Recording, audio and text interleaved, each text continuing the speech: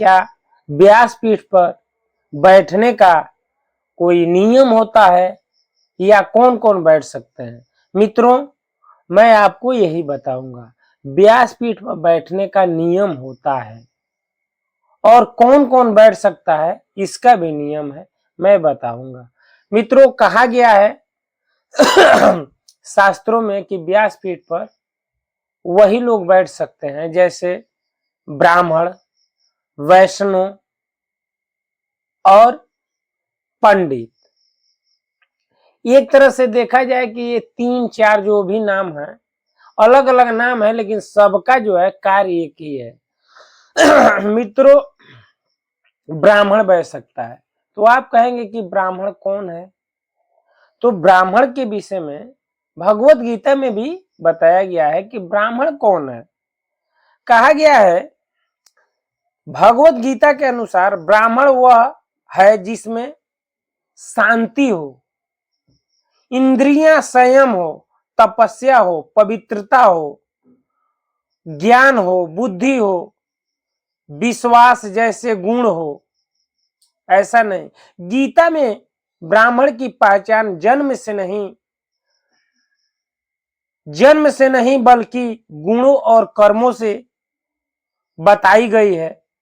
इसका मतलब है कि कोई भी व्यक्ति, चाहे वह किसी भी जाति या वर्ण में जन्मा हो, अपने गुणों और कर्मों के आधार पर वह ब्राह्मण बन सकता है। मित्रों, ब्राह्मण बन सकता है। तो आपने देखा भगवत गीता में भगवान ने क्या बताया कि ब्राह्मण वह है जो संयमी हो, ब्राह्मण के मुख बिंदु पे शांति टपकती हो, उसकी इंद्रियां संयम हो, उसके बस में हो, उसके अंदर पवित्रता हो। आपने जो पूछा है कि क्या व्यासपीठ पे कौन बैठ सकता है, क्या कथावाचक की जाति होती है, तो ये चारों वर्णों में से कोई भी बैठ सकता है।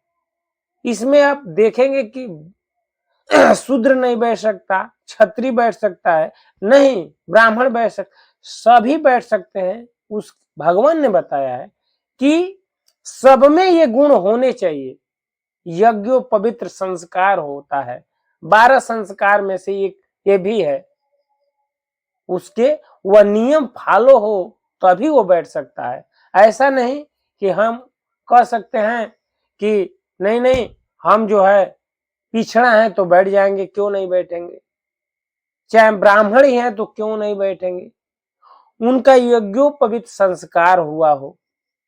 भगवान कहते हैं कि चारों वर्णों में कोई बैठ सकता है, लेकिन वह संयमी हो, वह बुद्धिमान हो, अध्यात्म को जानता हो, तभी बैठ सकता है। उसके ये नियम है, इंद्रियां उसके बस में हो। गीता में भगवान यही बताते हैं, कहते हैं कि जन्म नहीं, ब्राह्मणों की पहचान जन्म नहीं बल्कि गुणों और कर्मों से बताई गई है। इसका मतलब है कि कोई भी व्यक्ति, चाहे जो भी किसी भी वर्ण का हो, वह जो है ब्रह्मत्व को प्राप्त कर सकता है, वो व्यासपीठ पर बैठ सकता है, लेकिन उसके अंदर ये गुण होने चाहिए। अब आप कहेंगे ब्राह्मण, वैष्णव, तो वैष्णव कौन है? वैष्णव के भी यही गुण है। ऐसा नहीं है कि चंदन लगा लिए, टीका लगा लिए, बाल छिलवा लिए, जो है लाल पीला वस्त्र पहन लिए तो आप वैष्णव हैं। आपके अंदर वही गुण है, वैष्णव नाम है, लेकिन वो भी ब्राह्मण ही हो जाएंगे, वो किसी भी वर्ण के हो। पंडित, तो पंडित का भी एक तरह से देखा जाए तो उसमें भी वही गुण आते हैं। भगवान गीता में क्या कहते हैं कि हे अर्जुन, पंडित कौन है? तो पंडित के बारे में बताते हैं कि गौ में, कुत्ता में, चंडाल में और हाथी में सम भाव देखे, मुझे ही देखे, एक जैसा दिखे, वही पंडित है।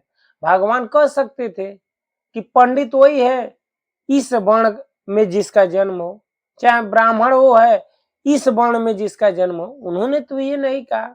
वो बताते हैं कि जन्मों से नहीं, कर्मों के आधार पे ब्राह्मण, बन सकता है, पंडित बन सकता है, वैष्णव बन सकता है। भगवान यही बताते हैं, ऐसा नहीं, कर्मों के आधार पे। और सर्वप्रथम भगवान जो है जब ये सृष्टि की रचना की तो उसमें भी कर्मों के अनुसार भगवान ने चारों वर्णों की सेवा की।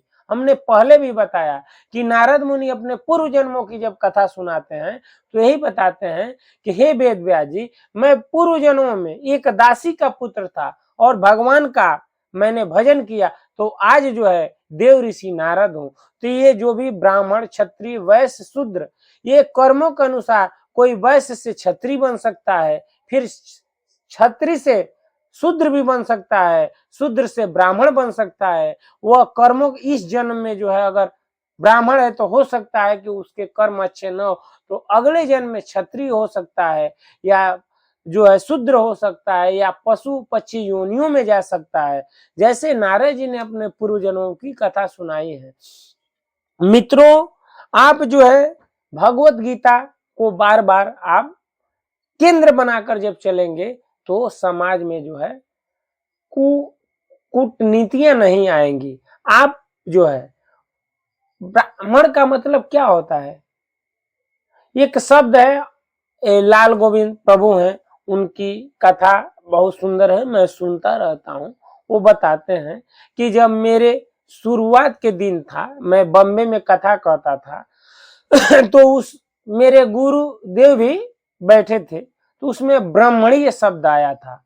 मैं सुना हूं, हो सकता है गलती हो जाए, लेकिन वो यही बताए हैं कि लाल गोविंद प्रभु यही बताते हैं कि ब्राह्मणी शब्द आया। तो मैं कथा के बाद अपने गुरुदेव से पूछा कि गुरुदेव, ये ब्राह्मणी का अर्थ क्या होता है? तो हमारे गुरुदेव वो बताए कि हमारे गुरुदेव ने बताया कि ब्राह्मणी का अर्थ होता है जो ब्राह्मणों की सेवा करे, उसको ब्राह्मणी कहा जाता है। तो हमने समझ लिया। लेकिन लाल गोविंद दास जी कहते हैं कि तब गुरुदेव ने कहा, लाल गोविंद ये भी जान लो कि ब्राह्मण कौन है। तो गुरुदेव ने वो बताया कि गुरुदेव ने बताया कि जो ब्रह्म को जानता है वही ब्राह्मण है। मित्रों, आप जो है कई एंगल से देख सकते हैं। ये भी कहा जाता है कि ब्राह्मण वो है जो उसे तीनों गुण, तमोगुण, रजोगुण और सतोगुण, तीनों गुण उसे बाधित न कर सके।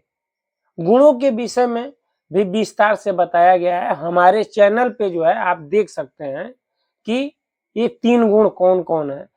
तो ऐसा नहीं है कि अगर कोई आपसे कुछ कहा आवेशवश तो आप भी आवेशवश कह देंगे। ब्राह्मण आप वो नहीं है।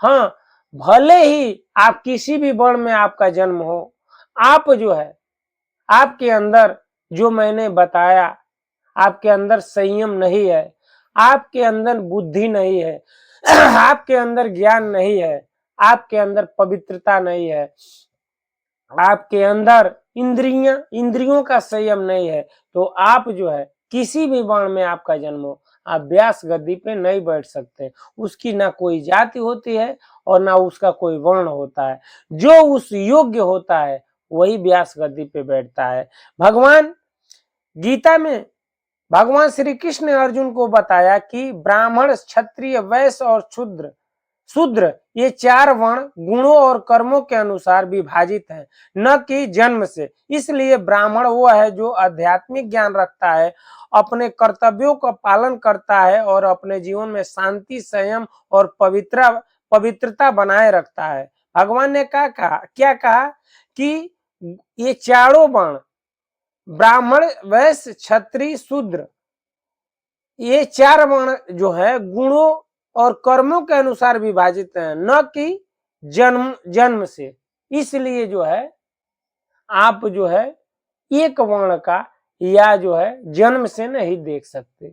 मित्रों, ये आप कह सकते हैं कि इसकी आपने जो यह प्रश्न किया कि क्या कथावाचक की कोई जाति होती है या वर्ण होता है, तो मित्रों ये बिल्कुल खंडित है कि इसमें ना कोई जाति होती है ना कोई वर्ण होता है। भगवान स्वयं बताते हैं जो हमने आपको बताया ये उसके अंदर होने चाहिए। वो अध्यात्म को जानता हो, उस वेद को जानता हो, वो शास्त्र को जानता हो, उसके मन पे, वाणी पे और शरीर पे कंट्रोल हो, वह जो है सात्विक भोजन करता हो, वह जो है पवित्रता से रहता हो, वह जो है अपनी 10 इंद्रियां को अपने बस में कर लिया हो। ऐसा नहीं कि आम मनुष्य जैसा हो, वह जो है शास्त्रों में ईश्वर में विश्वास करने वाला हो, भले ही वह किसी भी वर्ण में हो, ब्राह्मण, क्षत्रिय, वैश्य, शूद्र, ये चारों वर्णों में कहीं भी उसका जन्म हो, लेकिन उसके अंदर ये जो है क्वालिटी न हो तो वह जो है व्यासपीठ पे नहीं बैठ सकता है। 12 संस्कार होते हैं, उसके अंदर इसमें से जो मुख्य मुख्य संस्कार हैं उसके अंदर जो है उसके गुण उसके होने चाहिए, तभी ये बैठ सकता है। इसकी ना कोई जाति है ना कोई वर्ण है, जो योग्यता है जो शास्त्रों में बताया गया है वह होना चाहिए, तभी जाकर जो है वह व्यास गद्दी पे बैठ सकता है।